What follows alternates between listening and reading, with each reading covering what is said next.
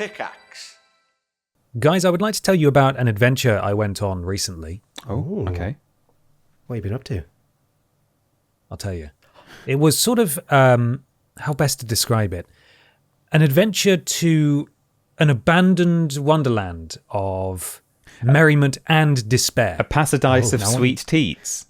Not even a paradise of sweet teats as such. I want you to sort of conjure up what the sort of place I could be describing. Is that like, have I done some urbex? Right, okay. Have I gone to Blobbyland, maybe? The Tots TV house, maybe? Tots TV house in the middle of that farmer's field. Could that be it? Of course, where I actually went to was a Weatherspoons at opening time. Oh, yeah. Have you ever been to a Weatherspoons at opening time? Yeah. What time is opening time at Weatherspoons? 8 a.m. Well, didn't we go to a Weatherspoons at... Well, I don't know if it was opening time, but we went pretty early to one when we were in Bristol last, Ben. When we were... I think it was when we were down there. Might have been when we did the commentary for the Yogscast or some other reason. But we were in Bristol working, and we went to a Spoons in the morning. It was like 10 a.m. Okay. AM. That's a slightly different vibe at that point because people I feel like are filtering in for their breakfast, which is probably what we were doing. But you were at the door. I was sat in the car park waiting for it to open. Right. Okay. That is different. Which it is different, isn't it? It's I'm not going to tell you the sequence of events that led to me waiting in the car park for the Weatherspoons to open, but I saw the man unlock the door. And I went straight in, and I can only imagine what these Weatherspoons staff were thinking when someone walked immediately in. Yeah, because you must see fucking all sorts, right? Working at Weatherspoons. So I went in there at 8 a.m. Understandably, there was nobody there. I have never heard a Weatherspoons so deathly silent, and it was a big Weatherspoons as well, like a quite cavernous, really. All the gambling machines were switched off. Ooh. Somehow the tables were still dirty, like they were just cutlery and menus just strewn everywhere, and I don't really know how that's possible. Maybe that is why Weatherspoons is always dirty and messy, is because they never actually bothered to tidy it up. Because they think, what's the point? A baboon's going to come in here at 8 a.m. and tear the place apart. So I made the point of writing down some statistics and some facts in regards to how many people were there, how long it was before someone else arrived, how long it took to get our food and our drinks as well, when no one else is in the building except the staff. Okay. So we were alone in the Weatherspoons for 13 minutes before more people arrived. See, I think that's the responsible amount of time to wait. Like, if you genuinely want to be in a Weatherspoons at opening time, you give it like 10 minutes just so you don't seem too eager. It's like when you're next to the phone and it rings, you just, one or two rings, and then there we go. Yeah. So someone's delivering your food to the door. You don't want to be waiting by the door. Right, hang on. Before we go any further, I say that all the time. I don't say it all the time. I said it once in our house, and Amy takes the piss out of me all the time for it. Anytime food gets delivered to the door, she says jokingly, "Don't answer the door too quickly." Right? I feel vindicated that you've just said that. Sorry to just railroad over your story, but... You're right, Peter, because that is... serial killer behavior. You can't be standing at the door, which we were, and we were like just behind the door, and I was like, well, I'm not opening the door right now, don't answer too soon. And now that's all I get every time the doorbell rings with takeaway. Don't answer the door too quickly. Peter, I'm sorry, your home life is so challenging. Can you tell how much that's bothered me that I I got to say it, right?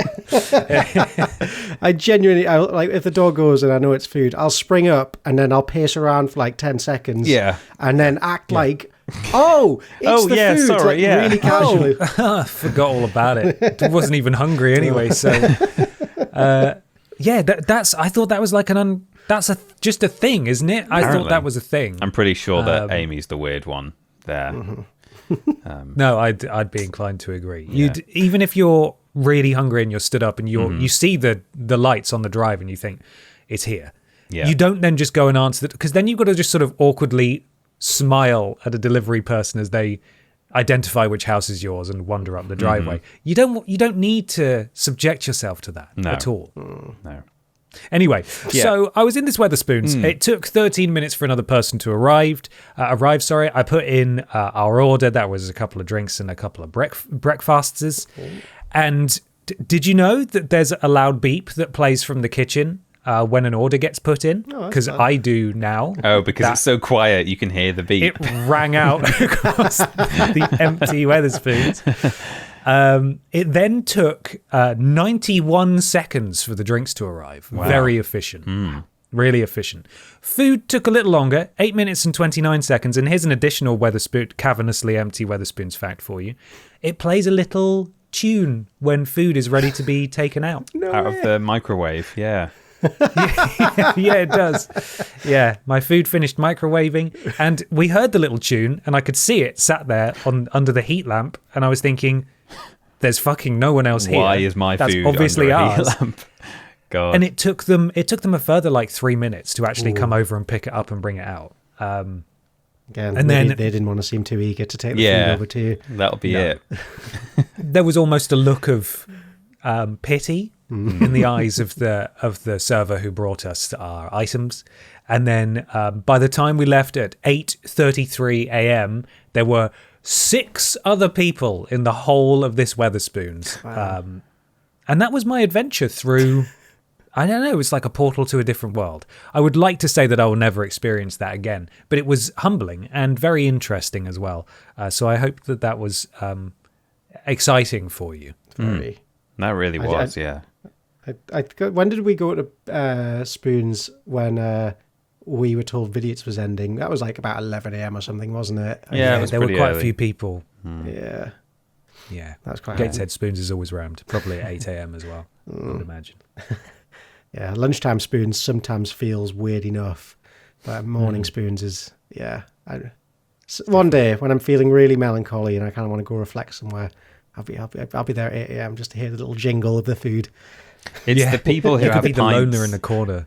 People who've got pints on their desk, on their table at like 9:30 when you go in for a morning spoons. You go in for breakfast, and there's always a couple of old blokes who've already started. I mean, maybe that's just called having a drinking problem, and it's not really something I should be commenting on. But I mean, I find it I don't mind a bit of spoons food when you fancy a cheeky bit of, I know this isn't very good, but I'm going to eat it. But for breakfast, I'm like, I'm going to have to force this down a little bit more than I would have to force down a spoon's tea. And then when you're sitting there, like, eating this food and watching old men drink pints at 9 a.m, I don't know. It's not my preferred choice of breakfast location, but sometimes needs must, of course. I'm not a snob about it, but yeah. I thought it was fascinating. I bet. And every time I go in, everyone should look out for the old men drinking their £2.50 pints, and I think, good for you. Yeah. One day, I aspire to that as well. But there we are. Do you know who actually came into the Weatherspoons shortly after I arrived? Could you hear him coming from a mile off? Partly because it was so quiet. Bloody well could. He was and because shouting out his little song. Yeah. And that, of course, was Kevin. Has anyone seen him? Last place I saw him was in the Spoons. He may still be down there. Yeah. But if we really listen, we might just hear his call. Oh, there he is.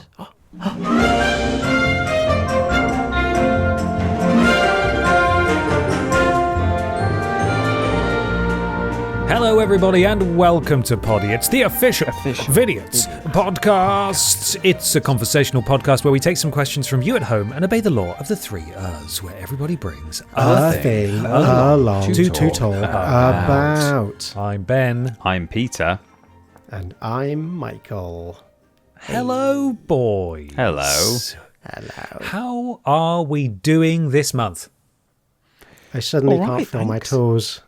It's what? not for health reasons. It's just it got cold. It got 12 degrees colder over the course of 24 hours. That's right. It's the Podiots weather update. It is really cold. I went out to Lidl this afternoon and it was 2 degrees. I mean, this was after the sun had gone down. I say this afternoon, but yeah, it was 2 degrees. Yellow snowflake on the dashboard. Oh, not yellow snow. Don't lick it. Sorry. Yeah, no, just a single yellow snowflake. Someone found the one flake of snow and pissed on it. Whoa! Oh, no. It's a hardy snowflake there. Yeah. It is chilly. My house has been freezing all day today. And I'm wearing shorts as well. What an idiot. Well, all his that's on you, isn't it? fucking joggers are in the wash like a moron. I really dropped the ball there. What's going on in your life, Michael Johnson? I should really come prepared with an answer for what's going on. Not a lot, honestly. Just slogging through. You know how it is, racking up fat stacks of cash and paying them bills. Just everyday gangster shit. How are you both doing? Yeah, not bad. Aside from the fat stacks of cash that we're also racking up. Oh, yes. Doing all right, thanks. Yeah, it's been... it doesn't feel like it's been that long since we recorded. I suppose technically it hasn't because we did it. Did we do last month's episode towards the end of the month? I'm looking at my calendar. I think we did. Yeah. I tell you what, let's do the Vidiots calendar update as well. Let's really dive into it. Some important announcements for you fine folks at home. The final Vidiots reunion stream will of course be taking place next month. You may have seen some social media posts go out asking for what your favorite Vidiots videos are so we can organize the annual watch along that's always a part of the stream in advance so we know what we're playing. Do go and have your voice be heard. We will be tallying that a bit closer to the time, and we can officially announce the date upon which the Vidiots reunion stream will be taking place. Does one of you guys want to say it? Sure. He does. Oh. Or should we say it at the same time, Peter? Yeah, okay. It's going to be on the December 12th of Friday, December. Fuck. 7 p.m. 12. Really good, boys. Really good. Actually, I don't know if it's going to be 7 p.m. I've got a question mark written after 7 p.m. Have we established the time? 7 p.m. feels right. Yeah. Yeah, why not? Nailed it. Yeah. December 12th, 7 p.m. or 12th of December. Why did I say it December 12th? What is that? I'm not sure. Right. Well, I nearly said February because I saw the word Friday on my wall. So So the Vidiots reunion stream is officially happening. Do come along for an evening of mirth and merriment. We will be, we've already got a couple of things planned. We'll be auctioning something off, of course, and there'll be a watch along at the end. Do join us live for the final live thingy. I say the final live thingy, but technically there could be one more live show in the future. That's right. That does make sense. Mikey, what is it? Well, we are still in the planning process of our proper final V2, V3 final Podiots episode. So this December one is not the last time we'll be together in podcast form. We want to do one last proper send-off, hopefully in a room filled with you lovely lot. We are getting ever closer to getting things nailed down, but it's still not quite at the point of being able to announce anything or dates or anything like that. So please hold on to your seats. Information will come soon, hopefully. You'll all be able to celebrate together and watch three men be very nervous in front of a room of people, maybe. Yeah. But that will be, of course, sometime early next year. We're not going to be squeezing it in sort of tail end of this year, as we hopefully have made clear in the past couple of episodes when we've talked about this. And also, as Mikey alluded to there, we will be doing a December episode of Podiots as usual, in addition to the reunion stream. But that will be Christmas themed, and it will not be end of Podiots themed. So although it will be the last sort of normal, in air quotes, episode, I mean, it will be Christmas themed, but the last sort of proper episode in the usual format, we don't need to be, sort of doing favorite moments and crying tears of sadness and tears of joy in that episode particularly. So chin up, everyone. A happy festive episode next month from us. Yeah, absolutely. Yeah. And we'll treat it as if there is going to be another episode after as well. So and honestly, that's probably what we'll do with our live show as well. We'll say, right, we'll see you next time. Goodbye. And then the next time will never come. But they don't need to know that yet. Not yet. Until it doesn't.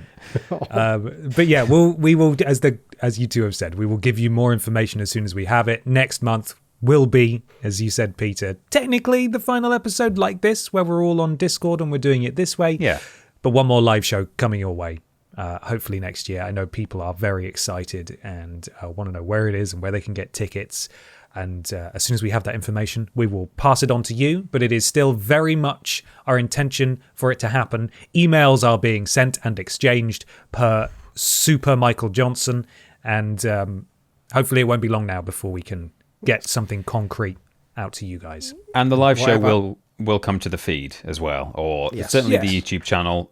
I mean, it might be a very visual one, but we'll probably stick it on the audio feed anyway. But definitely, you'll be able to watch it on YouTube, all being well. So, yeah. Yes. And Don't worry if you are can't very make much intending to give everyone months of notice ahead of the show, so you have time to book travel and whatnot. So we're not going to spring it on you. So don't stress too much. We're trying to make this good for everyone. We don't want an empty room. We definitely do not want that. So we're not going to let that happen. No. Thank you. 100%. For now, though, we will continue on and have a bloody good show. We've got 3 things. We've got 3 listener-submitted things. But first, we must honour the all-powerful, all-knowing and all-generous Pod Squad. Did you know if you go to podiots.com, donate £3 or more, you get a shout-out at the beginning and the end of the next episode of Podiots. You're immortalised within Pod Squad. A massive thank you to Michael Johnson, Divine Squimbly, Senior and Junior Lynn and Eve, and there's another Senior and Junior Lynn and Eve here. Maybe that's a mistake. Maybe donated twice. We'll see. I'll have a look at that afterwards and maybe refund you if you did twice an accident. Continue with extra 50s worth of pod, who was very, very generous. Thank you very much. And they say, proud follower since the name redundant days. Podiots has and always will be on repeat for me. You boys truly make people's days brighter, and I can't thank you enough for all that you do. Here's to the next chapter. Much love. thank you. They didn't put a kiss at the end. I just added that in. Sorry about that. Retract that kiss. Thank you very much. Very generous. We continue with Snappies gave me the crappies. Slander. It would never. We didn't start the Podiots. Stephen Scodes, Raindrop Joy, Hail to the Queef, Snappy Tomato Peter. Wow, 2 Snappies ones in one lot. Yeah, amazing. Monty Don is a Dom, Lord Brotovic, and Mikey's Shitey Tent. Thank you. We've also got Radgiat's Newcastle branch, Albatross stuck in Screwfix, Noel Edmunters FC, Caroline, my bunion has grown, Donac07, Kevin, my Magnussi. Oh, Kev in my Magnussi. Oh, I see. Yeah. Nice. Yeah. Pisco Gary's Angry Ghost. What's Pisco Gary? Pisco Gary is he was a Pokemon friend of mine who was murdered. Oh, rip Pisco Gary. Sorry about that. That's okay. We also had the very generous Let's Go to the Abusement Park, who said, no. Can't believe it's ending. It's not me, it's you. I can change. Thank you for all the laughs, boys. There's definitely going to be a Podiot-shaped hole missing. Wish you all the best for the future. Share my wildlife Insta, ? Dangerfield_studios, kiss kiss. There you go. That's the Insta handle. You paid for that, so that's allowed. You've said it now. Yeah. We also had Rob Lowe, Raw Blow, Anonymous, the very generous Good Stegosaurus, who says, Hey lads, just wanted to say thank you for the 8 years of fun. You've gotten me through a lot of highs and lows in that time. Hopefully I'll be able to come to the Podiots live show and bring the anime BMW that I mentioned about a year ago in the Discord. Thank you very much for your generosity. Hope to see you there. And finally from me, we had the very generous Brian_Butterfield, who said... No way. Yeah, the actual one. Who said... Him? It's the Podiots finale day. That means we can eat anything we want. Well done, boys. So many years, so many shows, so many memories. But now you can ride off into the sunset and enjoy your retirement in Gravy Bay. All the best. Brian Butterfield. It's not that. Some people think this is the last episode? Yeah, did we? Oh no, did we? We didn't say that, did we? No. I think Brian might have just misread the tweet. That's fine. He tends to do that. Oh, okay. Yeah, this is just a Brian. Yeah. It's a Brian thing. That's fine. Thank you, Brian, though. Thank you, Brian. Very much, Mr. Butterfield. And finally, we have the very generous RIP in Pieces Pod Squad, spelt SKWAD. Very cool. Mm-hmm. Howdy, boys. It's been a hell of a ride. Thanks for the laughs, guffaws, yelling out loud in public, and questionable quizzes. We'll see you on the other side. Until then, so long, adieu, farewell, adios, goodbye, and good night. Fuck it, I still have characters let. And that's it. Great. That's the message. Thank you very much. Thank you. Kermit the Pog, the filth of Bumvember, Unlucky Lovejoy, Bella's final Podmas. Oh no, Bella! What podcast has been hit? Vidiots' final change. Oh, I mixed up two Vidiots references there. I did Smarty's Meltdown instead of Bella. You did, yeah. That was a Dave, wasn't it? Yeah. They have a similar voice, though. Yeah, very similar. The exceedingly generous Neil's Poo Cannon is next, and they say, "Hello, boys. I guess this is the second last traditional podcast we'll get." Correct. I'm not ready to. Yeah, there we are. You've got it, Brian. I'm not ready to say goodbye, but I guess I'll always have the pods to go back to. Thank you for all the laughs. Podiots is changed. Long live Podiots. All the love, Darcy. Thank you Darcy. very much, Darcy. Thank you very much, Darcy. Very generous. We've also got the very generous, the Grand Scrotal. Yeah? Okay. He says, is that a to pun? the best. What is that? What is that? The Grand Hotel is the only thing that I can. Oh, okay. Yeah. Maybe. The Grand Scrotal. The Grand Budapest Scrotal. I don't know. To the bestest boys, why your talents aren't more widely known is a mystery. Thanks for the laughs and all the best in the future. P.S.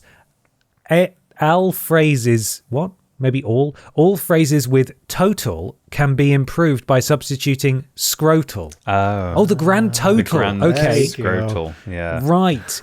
Substituting scrotal, i.e. scrotal recall, scrotal war, scrotal annihilation. That's perfect. Excellent. Thank you very much, the Grand Scrotal. Scrotally spies.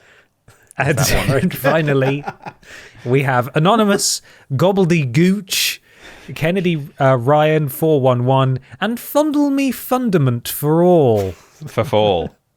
For fall, sorry. Fundle Me Fundament for fall. What is fundament? Not sure. Someone Google that. Thank you so much, Pod Squad. You are exceptional. Thank you. And we appreciate you so very much. Podiots.com. £3 or more to get a shout out at the beginning and the end of the next episode of Podiots. Now, we should say, obviously, next month will be, as we said, the final episode in its current form.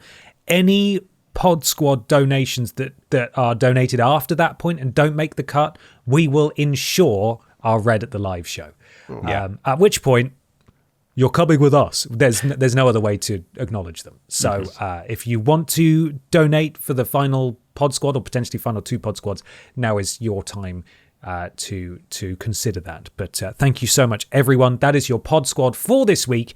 And without much further ado, I'm going to hand it over to Mikey Johnson, who is in charge of things this week. When you hand it over to him, are you handing it over to him to ask what his favourite Pod Squad is? Yes, yeah, that's exactly it. That's the first thing, of course. That's the secret 7th thing. Yes, and on the list here is... So, Ben, what is your favourite name from the donations we had this episode? Oh, man. I mean, perhaps recency bias, but I quite liked Gobbledygooch. Oh, yeah, I was going to say that. We've had Neil's Poo Cannon before. It's a very good one, but, you know... It's a great one. Yeah. I like the novelty of Gobbledygooch. I quite like Albatross stuck in a screw fix. That's it's also good. Filth of Bumvember as well. Got a little chuckle out of me, I think. So. Bella's final Podmas, like that. Often forget about Bella. Yeah. She's important. Radjit's Newcastle branch as well. Should we just read them again? Yeah, should we just go through the whole- should we just do it all again? Hi, here we go. No, Brilliant. as Thank you, Commander-in-Chief today, I say no. I think we're going to move on to my listener-submitted thing. Oh, now this is unorthodox. Wouldn't you say, Peter? This is unorthodox that he's Truly. gone first and he's in I would charge. say so. Yeah, We're getting definitely. near the end, so we're just shaking things up a bit. Woo! Oh. What will we do next? It'll be someone's thing. Whoa! This was donated by two people, Googly Moogly at Robert M.W. James and Connor Bennett at CBennett12 on Twitters. This is a news story that comes from the CBC, which I believe is a Canadian news organisation. And the headline reads, "Man who took Hamilton bus on joyride did a great job driving, left no dings, say police." Oh, wow. Oh, okay. Yeah, good for him. Good job, man. We had someone stole one of those funny little trains that you get on holiday in Spain, like the drivey trains that. Oh, take yeah, you those to- look so fun. And now someone's gone and leveled that up and stole an actual bloody bus. I'm just going to send you the picture of the bus. That's in the article. I don't think it's the bus. I think it's just a bus. There you go. Enjoy the bus. Oh, it's a bendy So when bus. you said Did you say Hamilton bus, Yeah. I don't know why, but my mind immediately went to, is it some sort of like Musical bus. Hamilton the musical sightseeing tour? What Ye olde is that? bendy bus. Okay. This is the caption to that picture reads, "An accordion-type bus was stolen from a downtown Hamilton terminal." An accordion type bus? Is that what they call them?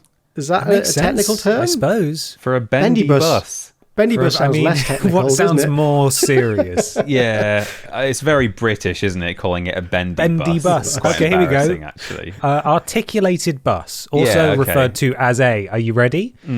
Slinky bus, Yeah. bendy bus, tandem bus, vestibule bus, stretch bus, or an accordion bus. Okay. Okay. Very good. I've learned a lot here.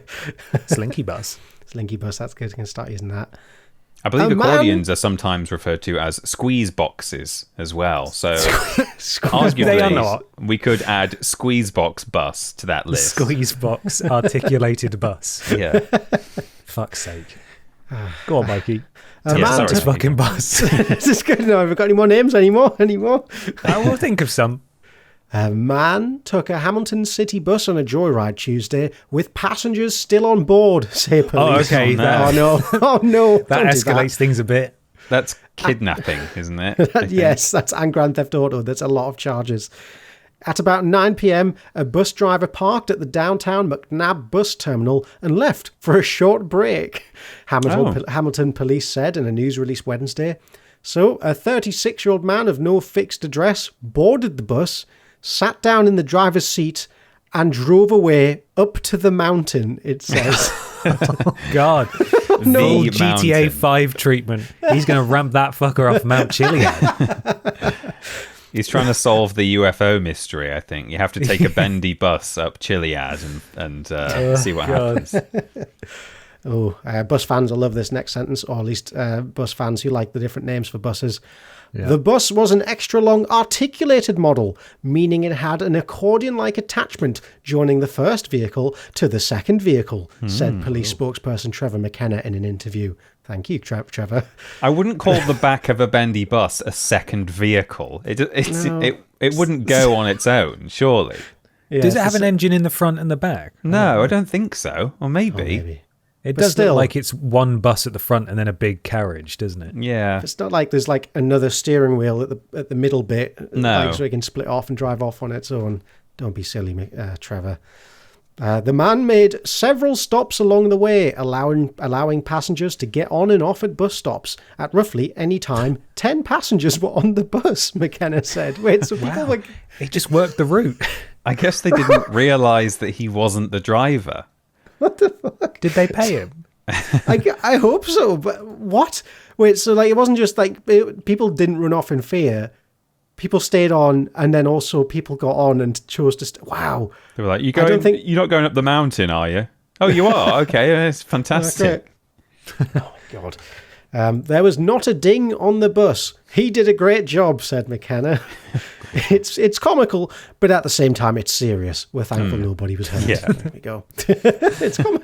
It's really funny, but it's really fucking people could way have to died. steal, man. But please don't do it. But if you're going to steal, at least don't ding the bus, and you'll get creds from the police from it that way. One of the better thefts we've ever seen. Really, just professional work. Do you think he gets time off in jail for having done a good job of driving? Yeah. For good behaviour. Yeah, he come out of jail with a job, actually, I think. Yeah. Transit Director Nancy Purser said the city is working with police to see if any changes can be made to prevent similar incidents in the future. The union representing drivers did not respond to request for comment. Don't leave the key in the bus, maybe? Yeah, maybe. Yeah, it's a bit of a rookie error, isn't it? There's a weird title again in the middle of the story here. Passenger gave man directions, police. At first, passengers didn't realise the man wasn't a bus driver, McKenna said, but when he started making some wrong turns, they started asking him questions, and one gave him directions to return to the scheduled route. I guess, like, if you're on the bus, you don't want your evening to be delayed anymore. Just get me home, and then you can get the police involved. Yeah. He even went as far as to deny someone looking to board with an expired bus pass. Wow. No way. He It's really gonna just emerge wanted this to guy be a used bus to- driver. Yeah, it's got to, right? They'll find out that he used to work this specific route. I like the moral high ground as well. He's stolen a bus with 10 people on it, and he's going, no, you're not allowed on here with that. That's not Stop having a allowed. laugh. Get off. Oh, my That's God. so funny. Police strategically followed the bus, mindful of the potential risk to public safety. Officers worked with Hamilton Street Railway and accessed the bus's GPS to know where it was going. But they kept their siren off. We didn't want to spook him, he said. We didn't want to make this a tragedy. God. Oh dear. When it stopped on West 5th Street about 15 minutes later, the man was taken into custody without incident. He was charged with theft of over $5,000, possession over $5,000, obstructing the police, and driving while prohibited. McKenna said they didn't release the man's name because there may be a mental health component. Fair. $5,000 possession? What? Oh, he was charged with theft over $5,000. Yeah. Possession over $5,000. Yeah. So he's been charged kind of for the same crime twice in that he's done for stealing something worth more than $5,000, and then he's also been caught in possession of the stolen property worth more than $5,000. So the policeman quickly said, could you put your hands back on the steering wheel for a second? I'm just going to get a photo of that. Right, so that's you driving the bus.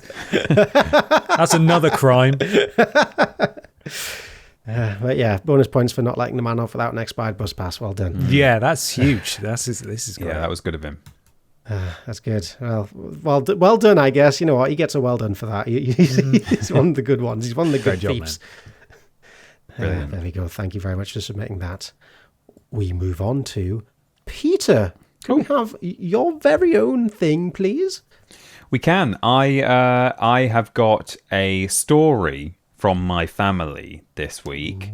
And I should have sort of like written it down and made notes. So I'm hoping I'm not going to sort of go meandering and sort of talking bollocks for the next 5 minutes. But hopefully... Where do you think you are, Peter? I'm not sure. Am I on the bus? Are we going to the mountain again?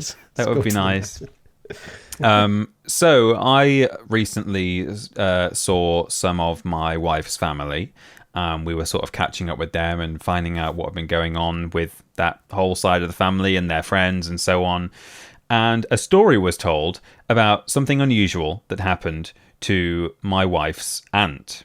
I'm going to change names for Doc's reasons, but let's say that her auntie is called Auntie Kevin.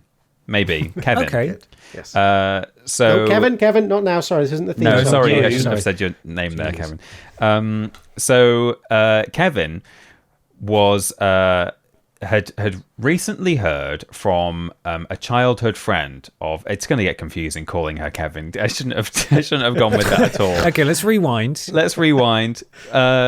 there is a male character coming up, so we'll use Kevin, but we'll say Auntie Mary. Okay, so Auntie Mary had recently heard from what had been someone who she'd known since childhood. So she and my wife's dad and their siblings had this friend they'd known for years and years and years, and he was called Kevin. And apparently Kevin, unfortunately, had gone through a separation with his wife Caroline, maybe. So Kevin and Caroline no longer together. They had at least one child, I believe, who was sort of there. He's like in his teens or something, and it had been quite a while since Mary had kind of caught up with Kevin. I think years it had been, 5 or 10 years, but they'd still been sending Christmas cards and things like that. So they were in touch, but they'd not seen each other in person for a very long time. But Auntie Mary loves a crisis, and she loves to help people out and check in on people and so on.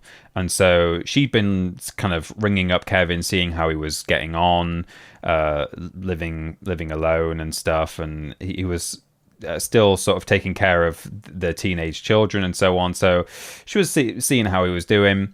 And after several phone calls over several weeks, she said, "Oh, perhaps I'm going to be in the area actually at some point soon. So I could, if you like, we could just get together and have a cup of tea or something. I could come round and see how you're doing and so on." And Kevin said, "You know what, that sounds really nice." So they made arrangements, and Kevin said, "Come on this certain day, and when you do, make sure you park on like the next street over or something, because there's all these roadworks and you can't park on my street." And so she said, "Okay, that's fine, I'll get there." And it took her ages to get there, but eventually she arrived, and she saw the street with the roadworks on, and she parked on the next street over. She walked back to the roadwork street to Kevin's house, and she knocked on the door, and Kevin's son came to the door and sort of looked at Mary with a puzzled look on his face, but she'd not seen this boy since he was like, probably in nappies or something, so why would he necessarily recognize her by her face? And maybe he didn't know she was coming round. So she said, "Yeah, hi, is your dad in?" And he said, yeah, well, he's asleep at the moment though." And she said, "Okay, right, well, I think he should be expecting me." And she was sure it was the right day. She was like, "Is this, maybe I've got the wrong day?" But she went into the house, and there he was, asleep on an armchair. And he was sort of covered in paint. It looked like he'd been doing some DIY or something. And eventually he sort of came to and looked at her and said, Oh, hello. Sorry, I didn't... and he seemed a bit confused. And she said, "Have I got the right day? Am I here on the wrong day?" And he said, I'm not really sure. Anyway, never mind." So he got up and went to make her a cup of tea. And this dog came into the room, and she was petting the dog. And he wandered back in with a cup of tea. And they chatted for a while. And this boy had like gone out the front door and gone out to see his friends or something. And then it became apparent that like she was looking at him thinking, "God, he looks rough. Like this is not, he's having a bad time with this divorce. Like he looks unwell. He looks tired. He looks a lot older." And then eventually this lady came through the front door. Oh my God. And it's not the wife who he's just separated from. And for a minute, she's thinking, "What? Oh, has he got someone else? Has he got someone else on already?" And the man sort of looks expectantly at his wife, and then he looks at Mary, and they're all sort of looking at each other. And it turns out she's in the wrong house. Oh, jeez. And she's been in the wrong... She was there, apparently, for I swear this is true. She took a photo with the family and showed it to us. Because when I heard this story, I was like, okay. With the family? Yeah. I said, I thought this sounds like it's either just a made-up story or it's like something from a sitcom. but she did take a photo with them, which obviously I won't share on the podcast. But it turns out that she'd walked into the wrong house. I don't know if it was also the wrong day, but she was in the wrong house. And this guy had not been expecting anyone to come in. And he assumed, this is one of my wife's friends. And I've got no fucking idea who this woman is. And I'm probably supposed to know who this is. So he sat there making small talk. And at one point, she'd said something like...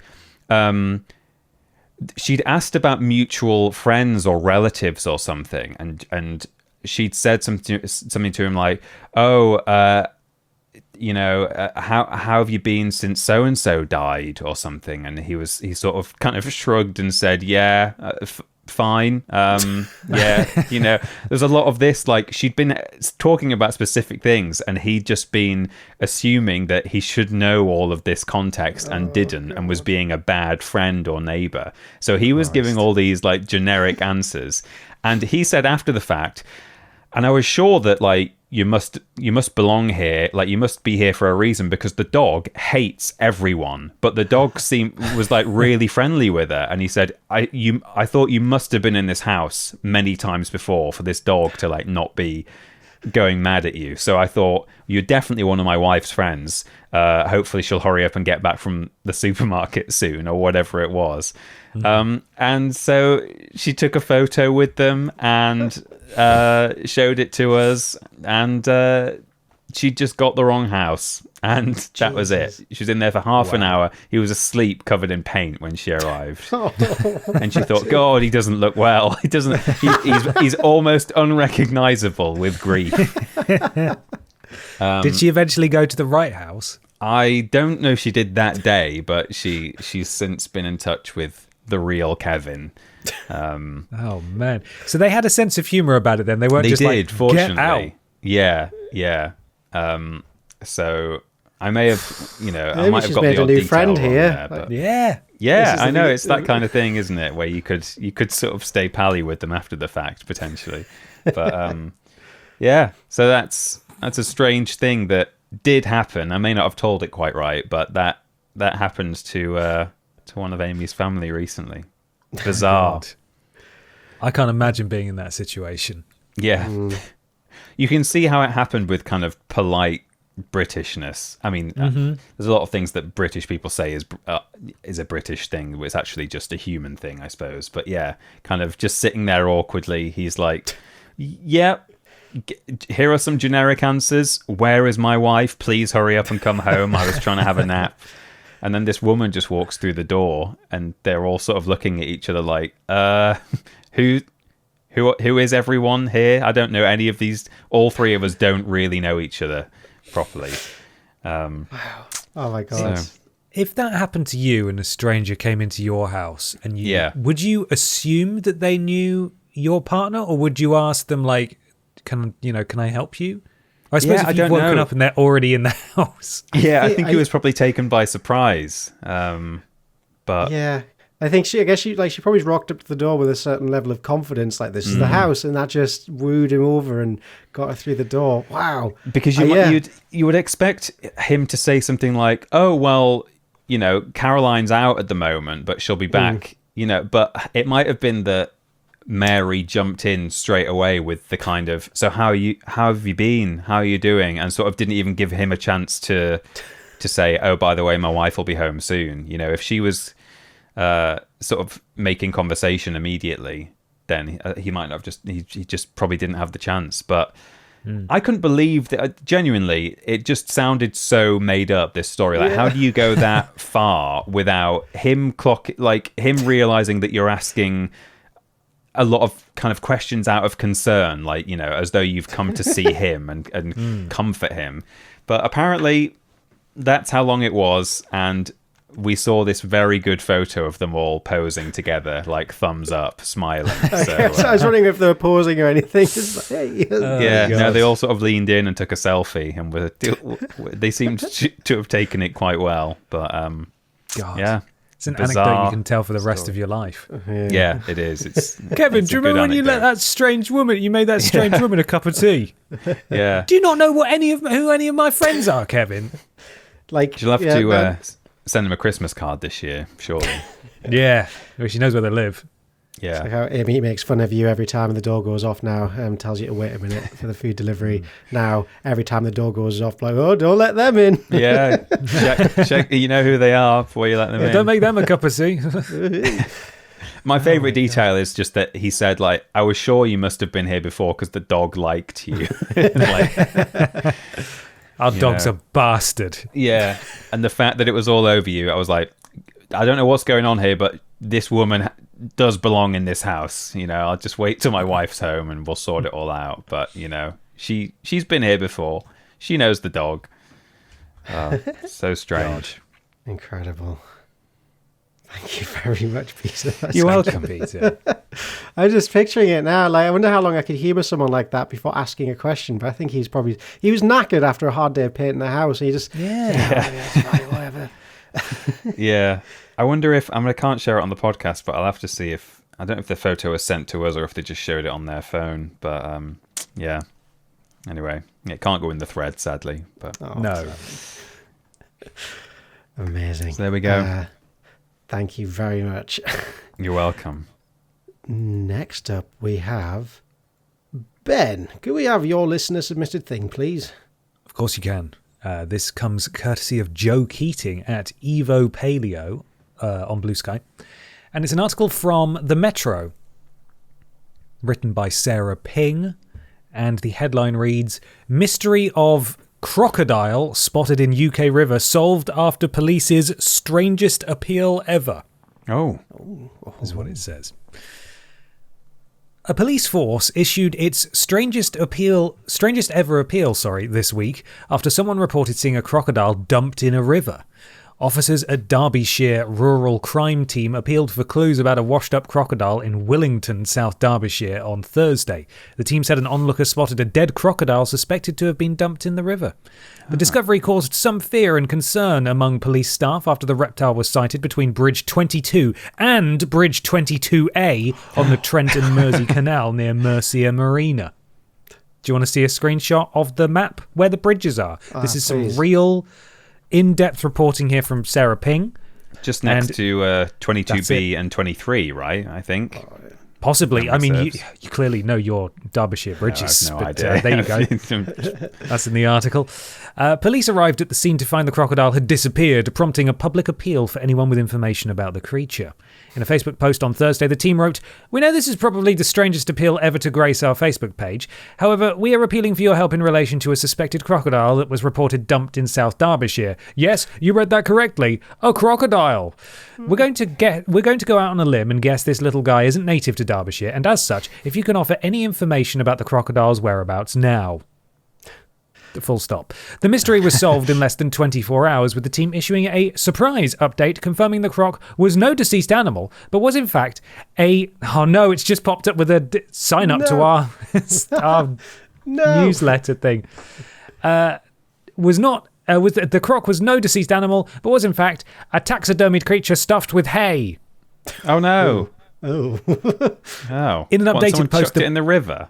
Seemingly, yeah. So it was actually a crocodile. Yeah, it was a dead crocodile in a sense. Yeah. In an updated post, the police said, "A huge thank you to everyone who shared our recent appeal about the crocodile spotted near a South Derbyshire canal. We can now confirm the mystery has been solved. A member of the public has come forward and explained that the crocodile was a stuffed taxidermy one filled with hay and inadvertently caught while fishing.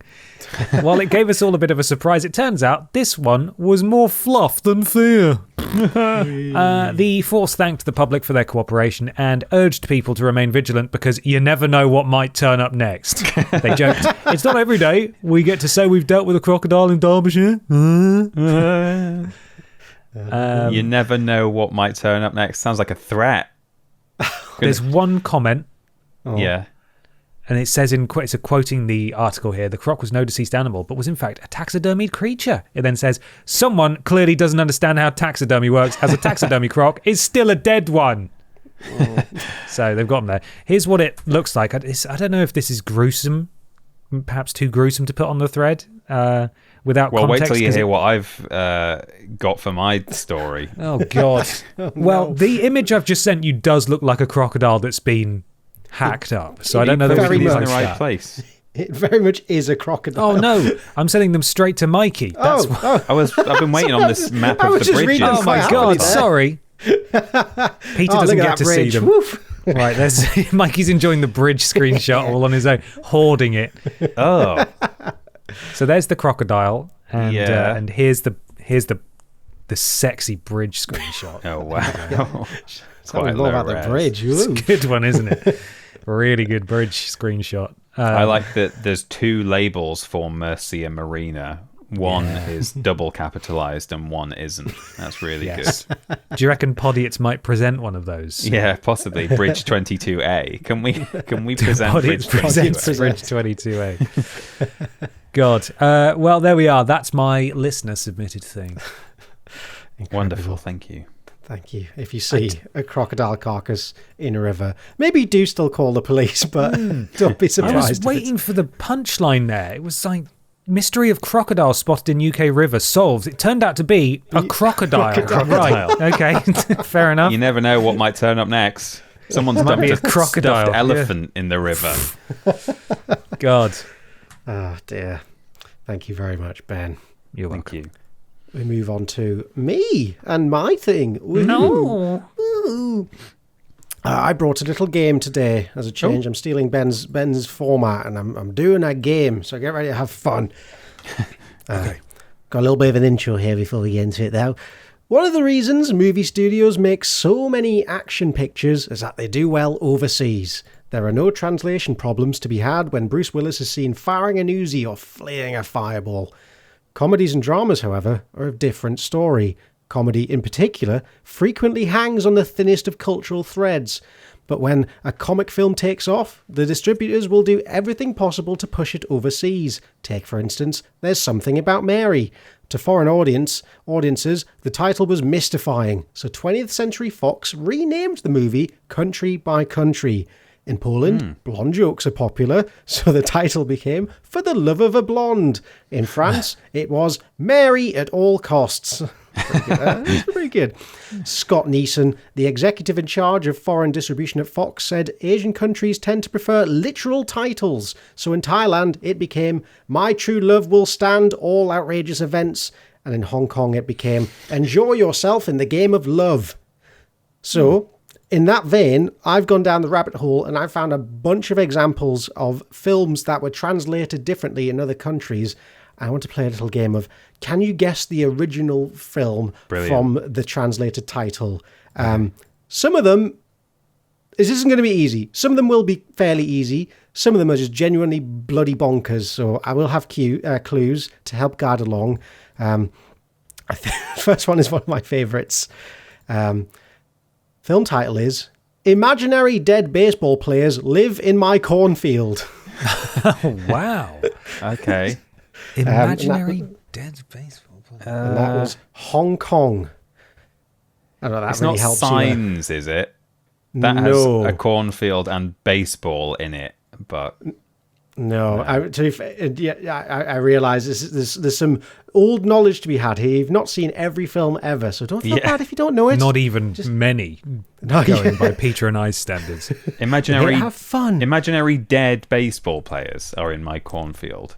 Yes, this is a relatively famous film, but I admittedly haven't seen it either. Okay, it's a 1989 film. Can I guess? Can I? Oh, sorry. I thought you were about to tell us there. Sorry. No. Go for it. I have a guess, and it came to me, and I've just Googled it, and that does sort of line up, and you've just said the year as well, which lines up too. I was going to guess, I've not seen it before, Field of Dreams. Bing, correct. Okay, Field of Dreams, the film where a farmer builds a baseball field that draws the ghosts of legendary players. Oh, okay. So cute. I mean, that's the film. The title there, Imaginary Dead Baseball Players Live in My Cornfield. Yeah, I've heard of the film, but I had no idea that's what it was about. Yeah, Field of Dreams, cute. I do want to watch it now. Well, this is one hopefully you have seen. The Boy Who Drowned in the Chocolate Sauce. Oh no! I think we know which one that is, right? Yeah, that was Denmark. Would you like to take a guess? Well, depending on the year, it's technically either Charlie and the Chocolate Factory or Willy Wonka and the Chocolate Factory, because I think the two films have different names for some reason. But wow, look at you, boy! Even got both of them. I believe this was the 2005 remake. So yes, well done. Points to you. This one, it's my favorite of the bunch, but it's just confusing to read. The happy dumpling to be who talks and solves agricultural problem. Is it Chicken Little? No, but yeah, I think you're kind of in the similar vein. I think that genre of film. I think family comedy. Okay. Solves agricultural problems. Agricultural problem. Well, I was thinking Chicken Run, because they're pies to be, aren't they? No, It's true. No. Good guess, but no. I can give you a year and a synopsis if you want some help. Give us a year. 1995. Not Stuart Little, is it? No, sadly not. No. Dumpling to be. Not Thought that might the be some mouse. sort of affectionate small thing name. Is it Babe? It's Babe. Oh, of course. He does solve an Dumpling to agricultural be. problem. Dumpling to be. Babe. Who talks and solves agricultural problems. That is Amazing. great. This pig's doing too much. Yeah. And the synopsis for Babe there is: an orphaned pig learns to herd sheep after a farmer wins him in a contest at a country fair. Very cute. Next up, I've been meaning to rewatch that film because I remember watching it as a kid and it just felt like a fever dream. I didn't really know what was going on. I feel like even as an adult, I'm still going to be confused by it. Yeah. Yeah. I'll watch the Hong Kong version instead. This one, this is one word. I guess think laterally. Okay. Vaseline, Argentina. Oh. This is Vaseline. It's an old 1978 film. Some Vaseline. bops, some music in it. It's a musical number romance extravaganza. Oh, Grease. Grease. Vaseline. Oh, wow. Okay. Yeah, that's good. Of course. I mean, Like yes, we don't know I what guess- Grease is. I guess that's right. I guess, yeah. Yeah, still not nice. Are you going to see Vaseline this weekend? Oh, yeah. Nope. No, I'm not. Anyone seen that film Lubricant?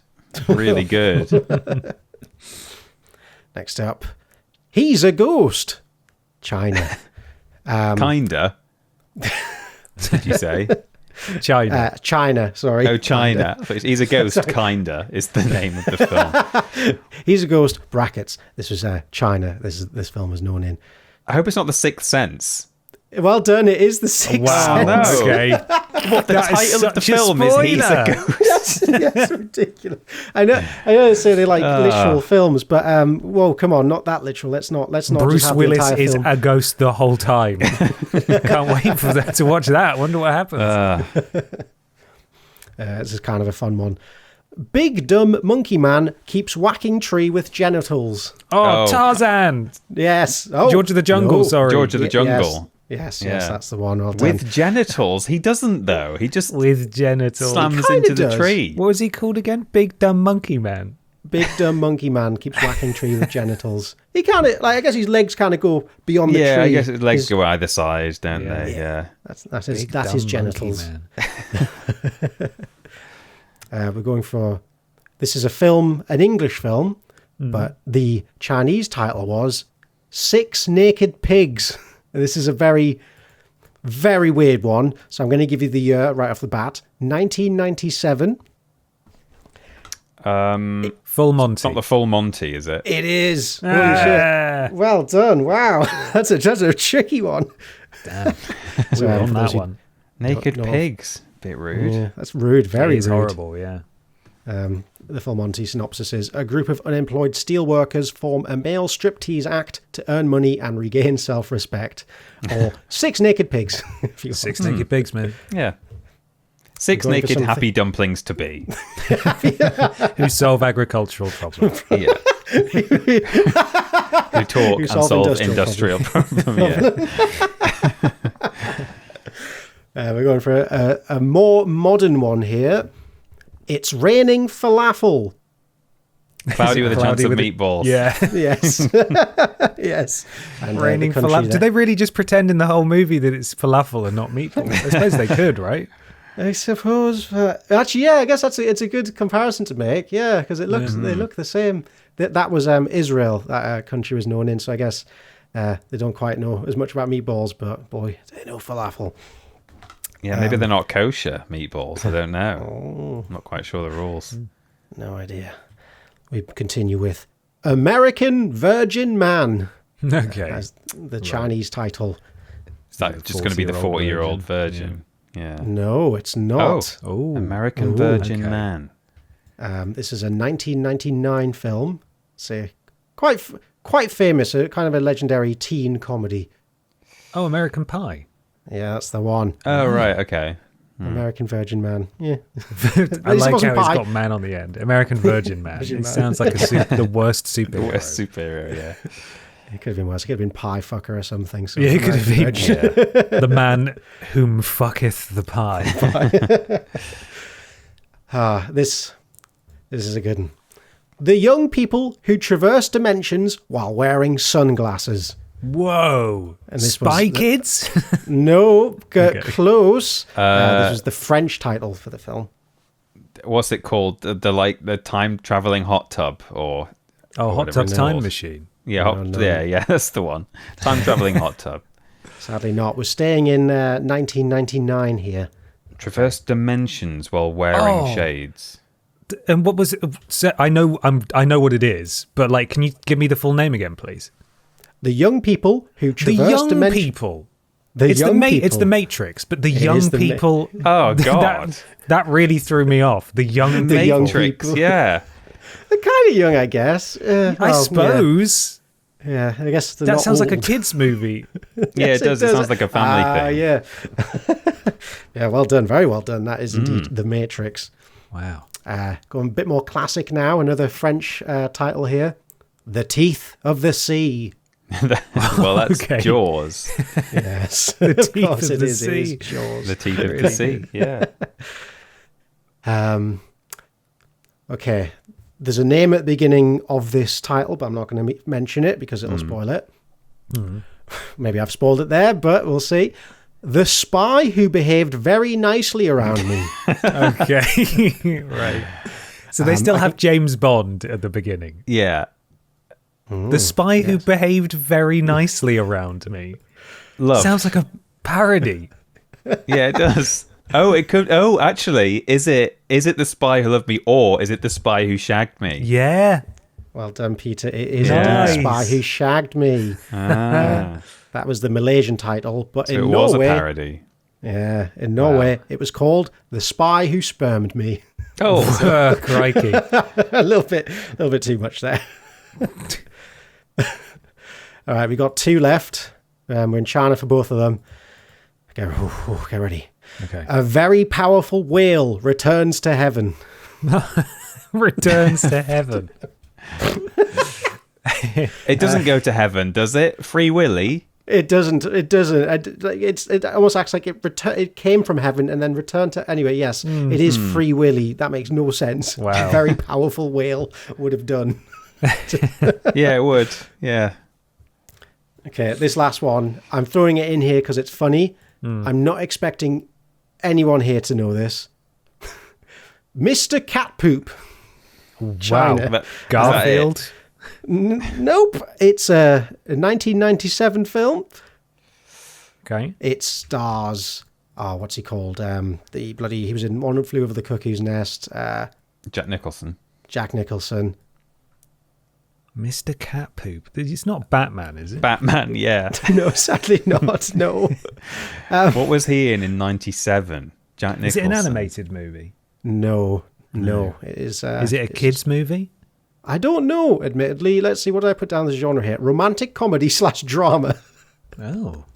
I don't know anything about the film. I wish I'd looked into it to see what this was referencing exactly. Okay. So it might just be a movie that neither of us have heard of. Is it? Yes. Oh, that was Leslie Nielsen, I think. Would you like me to give you the answer? I'm ready. I guess so, yeah. Yeah. As good as it gets. Woo! Oh, yeah, I don't think I ever would have guessed that. Right. No. I've just Googled it here. Mr. Cat As good as it gets. Oh, there he is. Oh, I think, okay, as good as it gets, let's see. I think the character's name in the film might be Melvin or something, or like Mr. Melvin. And in Cantonese, Melvin, it's pronounced very similar to their word for cat poop. Oh, no. So they just went with that, did they? Does that not change the entire tone of the movie? There's just a character called Mr. Cat Poo. And no one is reacting to the fact that he's called Cat Poop. So I can't wait to watch the funny movie about Mr. Cat Poop, and it's just a very straight-laced movie about a man who happens to be called Mr. Cat Poop. This is what people in America are called, right? Yeah. Joe Baseball, Mr. Cat Poop. There you go. I hope you enjoyed that cultural trip overseas. That was great. That was really good. Yeah. Thank you, Mikey. You're very welcome. Oops, it's still me. What is next? I've got to scroll all the way to the top of my silly titles now. Peter, it could be you and your listener thing. It is me. The listener thing came from Praying Ocelot at prayingocelot.bsky.social on Blue Sky, and it's according to The Independent. And this story was written by Caroline Mortimer. And the headline is, Frozen excrement dropped from plane crashes through house roof. Oh, no. So when I said that my story is gruesome, it's not gruesome as much as, lavatorial. Funny. Oh, no. Did anyone die? Oh, well, we'll find out. Okay. Stephanie Moore says she was woken when a lump of blue ice crashed through the ceiling 15 feet from her head. Ooh. It's just like Donnie Darko. Sorry, she might have died. A Canadian woman who has claimed a frozen lump of excrement from a plane passing overhead ripped through the roof of her mother's house. Full stop. Stephanie Moore said she was woken up by a crashing sound and saw a huge hole in the ceiling in the hallway, less than 15 feet from where she was sleeping. The 36-year-old teacher had been staying with her mother overnight after returning from a trip to Cuba. After the incident, she said she found pink insulation, drywall, ceiling material, and shattered bits of wood on the hallway floor in a puddle of water. In the morning, daylight could be seen shining through the hole, which was around 1 meter in diameter, and the crash had caused damage to the roof's planking and shingles. Miss Moore told CBC News, "At first, I thought it was just damage to the ceiling. I couldn't tell it went right through the roof when I first saw it." She said both the insurance appraiser and roof repairman who visited the next day said it was the strangest thing they had ever seen. The roofer, who inspected the damage, said there was no rotting wood in the roof, and before the incident, the outer shell of the house was solid. They did not find any evidence that a tree or branch caused the damage, and there was no ice or snow on the roof when it happened. The roofer said it was most likely to have been blue ice, a term for frozen excrement that can accidentally leak away from planes mid-flight, named for the colour of disinfectant used by sewage systems in commercial planes. Blue ice has been known to hit homes and melt on impact, leaving little evidence behind. The only other thing that could cause that sort of damage would be a small meteor strike, but that would leave a rock or mineral in the debris. A spokeswoman for Transport Canada said they were looking into the claim. She said the department takes all reports of possible debris coming from aircraft very seriously. Every reported incident is investigated by Transport Canada officials. Canadian aviation regulations forbid creating a hazard by dropping waste mid-flight, she added.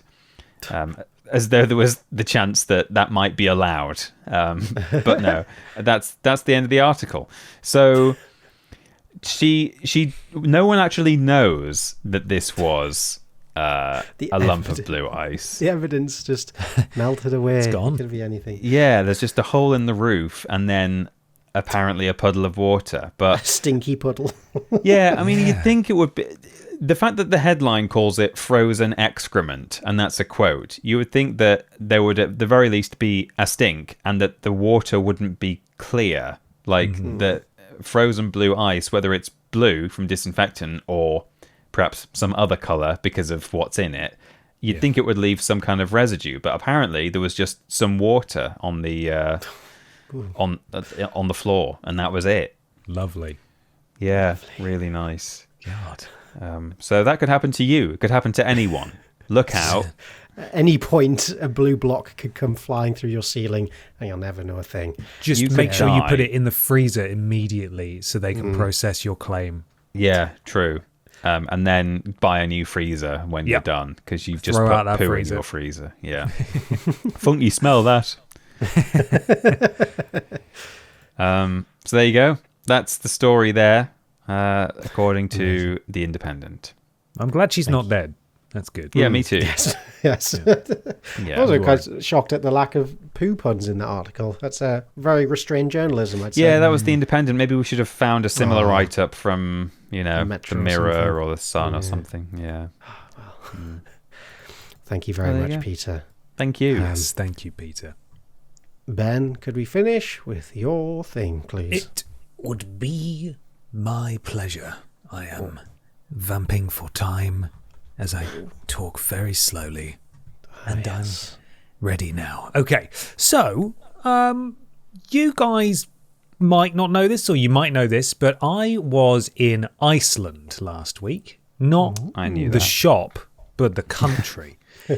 And before you ask, yes, I did see an Iceland in Iceland. And, no way! And I was very excited about it. It made my day. But Iceland is a fascinating country with striking vistas and natural wonders aplenty. It smells of eggs everywhere all the time because of all the sulfur. And they do a lot of cooking in the ground. I don't know if you knew this, but it's true. So I'm going to give you a little bit of background here. Traversing Iceland's terrain I just ripped this from BBC, by the way. Okay. A glimpse into the sublime. Jagged stone formations rise up, swathed in creeping mist. Hunks of fragmented glaciers drift silently in a blue lagoon, and bubbling hot springs break through rifts in the earth. It seems improbable that people can live alongside such titanic natural forces, yet Icelanders have long proved they are capable of doing just that. Their relationship with the natural world goes beyond mere resilience, however, and reaches into the realm of harmony. To understand how Icelanders have lived with the formidable elements of their island, you need only look at a rather unsuspecting source. Their bread. Traditionally known as, probably not how I'm about to say it, færabrá, the bread is the sumptuous result that comes from baking dough underground in the heat of a local geothermal spring for 24 hours. So, I was in Iceland last week, as I said. While I didn't bake any bread, I did get another opportunity, and that was to cook our egg in the ground. Wow. Ooh, all right. And I'm going to tell you about it. So I went to a geothermal park in a town called, again, it's not called this, but it sort of is, Hveragerði, maybe. And they've got loads of geothermal activity there. Like when you're driving through, like just towards the town, you can see the steam just sort of billowing up from all over the place because it's just coming out of the ground. Sometimes it's just coming out of sewers, like just the vents on the street. There's steam rising from them. And so I went to this geothermal park, as it's called. It only cost 500 Icelandic krona to get in, which is £2.99. And as the lovely American lady behind the desk made clear to us, this is the cheapest thing you will do in Iceland, because fuck me, Iceland is so expensive. That's what I've heard, yeah. Literally anything. They have dedicated alcohol shops, and to get like a crate of beer and a couple of bottles of Prosecco, it was something like 50 quid. And everything else just costs a fortune. And understandably, you know, if you're going to pay to go and watch whales or go to some hot springs, then you're going to pay a lot of money for that anyway. But even just like groceries are very expensive in Iceland. So £2.99 to get into the Hveragerði geothermal park felt like an absolute steal. But then if you pay them 150 Icelandic krona more, which is 90p, they will give you an egg, and you get to go in with your egg, a stick with a little net on the end, and you get to boil an egg in a geothermal spring, which is ridiculous and very fun. Is this the real reason why it smells of sulfur everywhere? Because well, all that's the thing, right? Cheap tourists are saying, well, we may as well go and stick an egg in the floor. one of the first things I said when I got there is that, well, you could fart here and no one would know, ever. So whether it's the egg, whether it's the hot spring, whether it's you passing gas before, after eating the egg, it doesn't matter. You can get away with literally anything when it comes to gas there. Mikey, you should head out. Oh, yeah. That's my new home. Mikey would have the time of his life.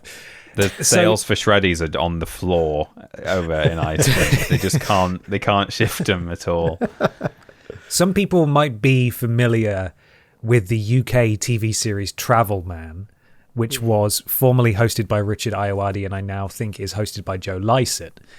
And they both did an episode where they went to Iceland, and the second one with Joe Lycett and Bill Bailey, they went to this specific park. And one of them, I think, made the very apt remark that this surely isn't something that people from Iceland actually do, where they sit there and they boil one egg at a time from a net on a stick. Like, this feels like something they have 100% invented for tourism purposes. Although, as far as I'm aware, this is one of the few places that actually offers it. Baking the bread naturally is something that has been done for a very long time, as well as, cooking fish and other stuff like that. But certainly, I was not expecting to do this. So I paid my 90p. I got my egg in a sack on a stick, and then there was sort of like a grate over one of the bubbling geothermal springs, and you sort of you twist your rod to unwind the string, and you lower it in there so it's just in the water. Set an 8-minute timer on your phone. Have a little wander around. It sounds like I'm doing an advert for the park, doesn't it? Have a little wander around the park, and realistically, the park is not even the size of a football pitch. Like, it's tiny, but it's got a little gravel path that you can walk around, and it is flanked by, as in my experience, most geothermal natural wonders in Iceland are. It's flanked by really ugly industrial place. Because they are also harnessing the power of the local geothermal springs and things like that. So you can wander around, and every 12 minutes they've got a fucking geyser there that erupts every 15 minutes. So while you're waiting for your egg to cook, you just wander around and then watch this spurt of water fly up into the sky. Which was like a kind of egg timer, couldn't it? Oh, exactly. It was incredible. Oh, fuck, there goes my egg. It just shoots off into the sky. But yeah, then when my timer went off, I went back and I got my egg out, and then I went inside, and you can also pay a little bit of money for some bread to go with it as well, which is also soldiers. Very cheap. What was that? For some soldiers. For some soldiers, yeah, for your egg. And it comes with a little bit of butter, so I spread it on the bread, and this bread is sort of very dark. I think it's rye bread, I believe. Mm-hmm. And I also think I read they make it with a lot of sugar as well. So it actually tasted a lot like a cake. It tasted a bit like a malt loaf in a sense. Mm-hmm. And then I ate my egg that I boiled out of a hole in the ground, and it was ridiculous. It was a very surreal experience. So I just wanted to share with you the time that I cooked our egg in a hole in the ground. That's lovely. What? How was your egg? Was it done to perfection? Too runny? Too hard? It wasn't runny. I'd say it wasn't too hard either. You know what? I think it was just right. Wow. Because I sort of needed to cut it in half with a wooden knife that they supplied. So if it was really runny, it would have been a bit messy. So it was sort of the yolk was still kind of soft, but it was done. So it was good. It was a good consistency. Brilliant. Yeah. Was anyone else boiling eggs at the same time, or was it just you? It was like a line of eggs.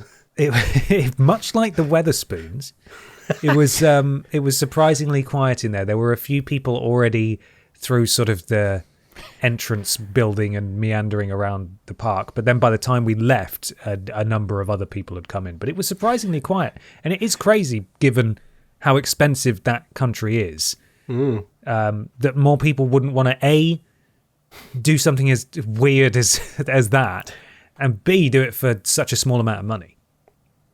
So, it is just like Weatherspoons. The cheapest. It's the cheapest meal. It is, yeah. This breakfast was cheaper than a Weatherspoons breakfast.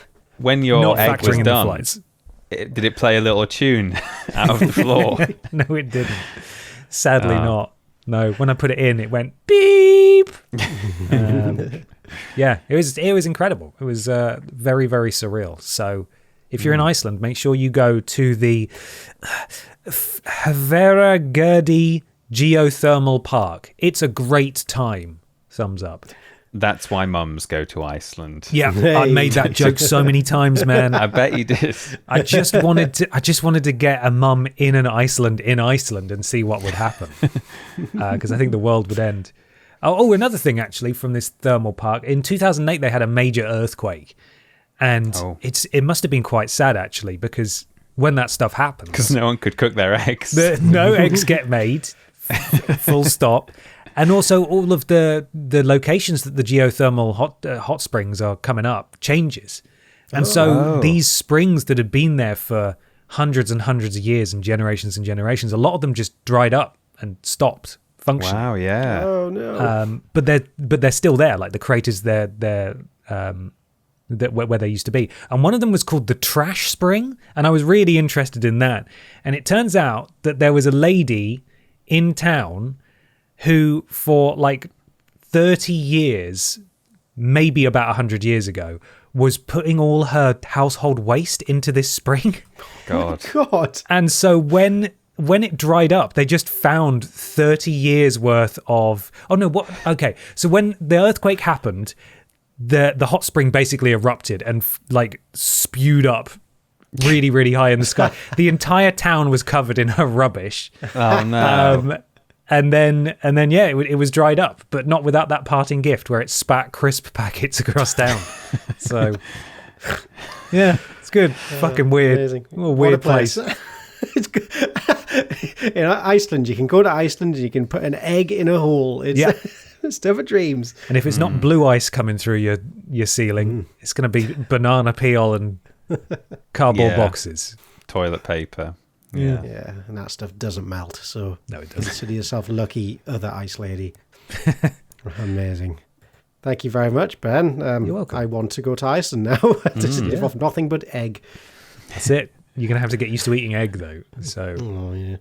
It's a sacrifice I'm willing to make to save money. What if they let you boil a new potato? Would you do that? Oh, yeah, Just that'd be good. Little tatey? Yeah. Put that in a hole in the ground. Little tatey. All right, let's go. I'll bring my own. I'm not going to inconvenience them. I'll bring my own potatoes. Thank you very much. Just take a whole... You're not fucking cooking your potatoes in our hole. You piss off. You buy our potatoes. There must be a recipe book for like 100 dishes you can cook by boiling or steaming, and you could take the book with you, and then you could do like a broccoli dish in there. You could do... People cook in the dishwasher, don't they? That's basically the same thing. People cook salmon in the dishwasher, yeah. Do that. Be great. Yeah. Amazing. Thank you very much. And that brings us to the end of the podcast. Or at least the end of our things. There's still a little bit more to come. Ooh, there certainly is. Right? Ben? Yes, that's right. Thank you so much for listening, everybody. Thank you for submitting your things. Thank you boys, for your things as well. There's a few places you can find us around the internet. We will be touching again upon the things that we spoke about at the beginning of the show, just to remind you. But Mikey, I believe there's some sort of shop. You're damn right. If you head over to vidiotsofficial.com and click on the shop button, you will see a lovely selection of things that may make good Christmas presents for you or another Vidioac. Do we have a term for Vidiot? For the Vidiots fans? Just Vidiot, right? Video. Yeah. Hello, Podiots. That's what the neighbour's cat said, right? If you go over to vidiotsofficial.com, you'll find the shop with t-shirts, hoodie, cap, all sorts of lovely things, mug, and we definitely weren't getting thousands and thousands of spam orders because of naughty internet people trying to hack us. That's all fixed now. No one noticed that. We didn't even notice it for 3 months. Didn't change anything. Thankfully. But yes, now you can visit the shop and buy something for real rather than being a fake robot pretending to buy something. Why would you do that? Annoying. Vidiotsofficial.com shop. There you go. That's my. I need to start sticking to a script for this. Actually, no, fuck it. There's one more. Come on, man. It's way too fucking late for that. 165 episodes in. I should write this down. No, don't. This is why it's ending. If you had a slicker outro, we'd still be going. It's all your fault. So sad. Sorry. It's all my fault. Mikey Johnson's also hard at work on potentially a final piece of merch that will be hopefully ready in time for the reunion stream. So please look forward to that as well. Instagram and TikTok, we are at vidiots.official, and YouTube, Twitter, Facebook, and Blue Sky, we are /Vidiots official. Vidiotsofficial.com/Discord is where you can go and chat with like-minded Vidiots and Podiots. And a massive thank you to Tommy and Fleckers for modding us over there. Thank you very much, guys. Twitch.tv/Vidiots official. That is where the final reunion stream will take place on Friday, the 12th of December. Is that correct? Did I get that right?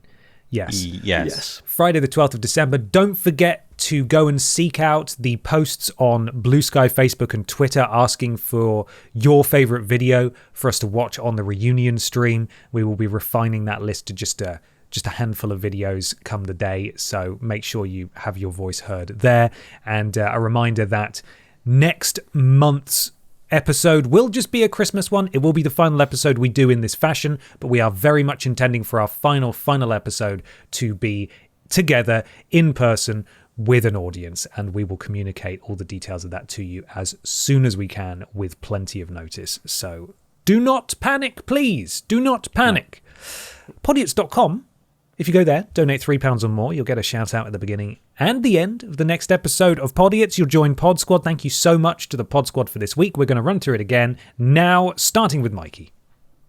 Divine Squimbly, Senior and Junior Lynn and Eve, and Senior and Junior Lynn and Eve again.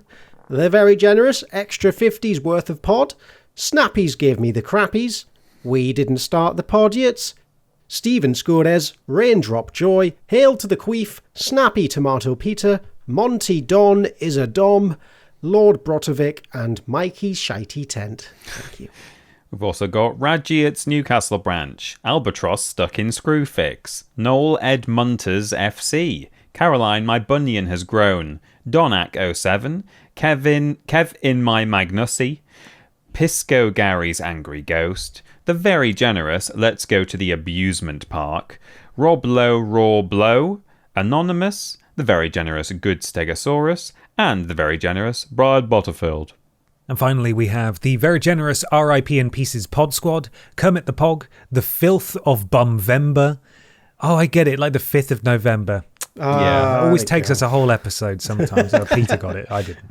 Unlucky Lovejoy, Bella's Final Podmas, Vidiots Final Change, The Exceedingly Generous Neil's Poo Cannon, The Very Generous The Grand Scrotal, Anonymous, Gobbledygooch, Kennedy Ryan 411, and Fondle Me Fundament for Fall.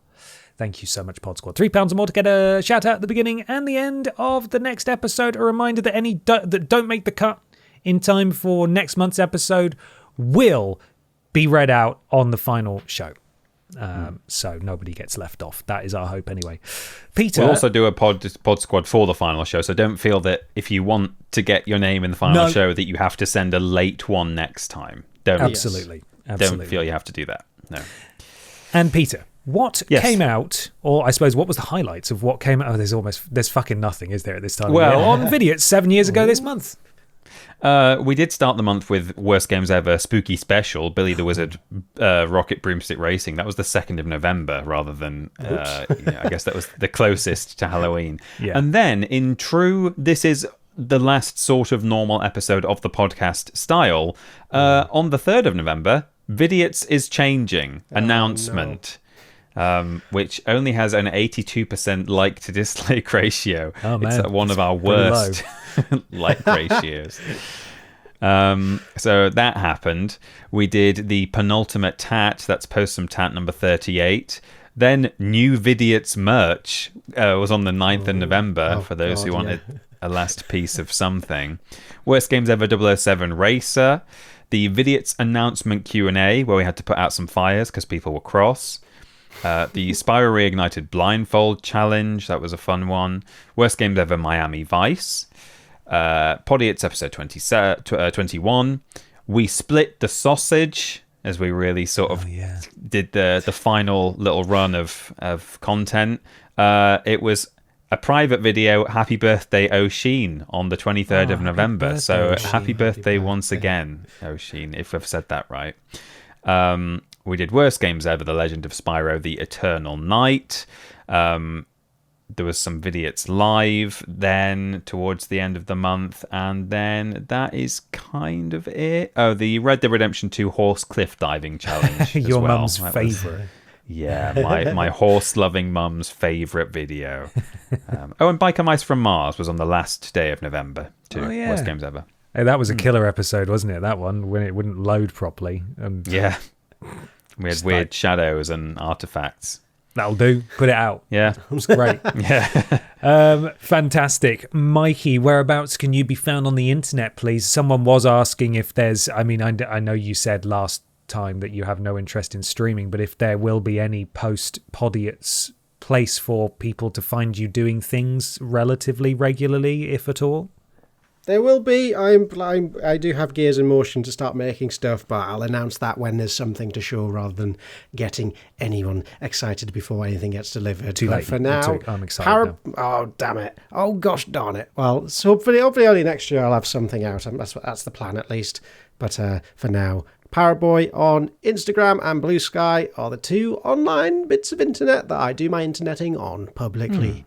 There you go. Fantastic. And Peter, where are we?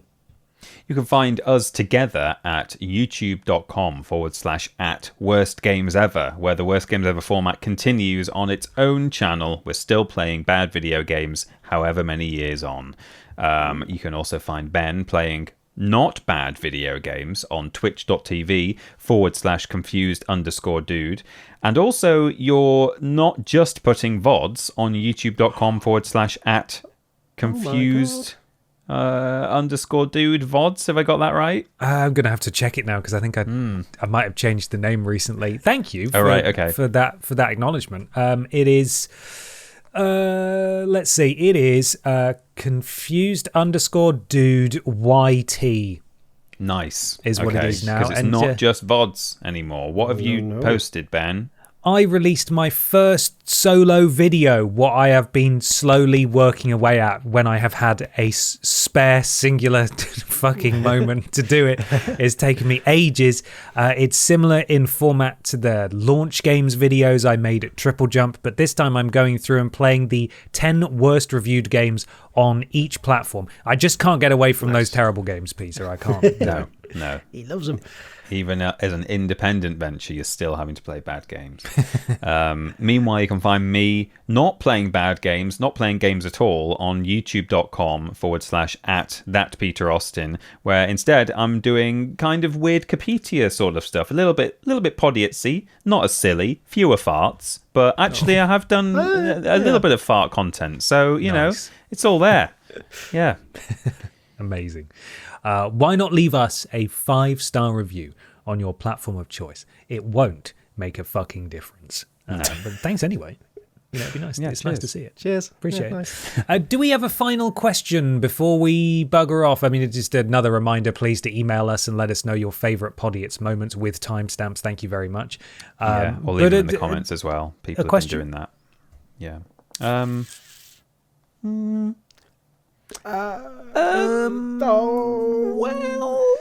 What Christmas foods have you bought from your local supermarket now that it is apparently Christmas season and everything is Christmas? Even the music has started to become Christmassy in shops.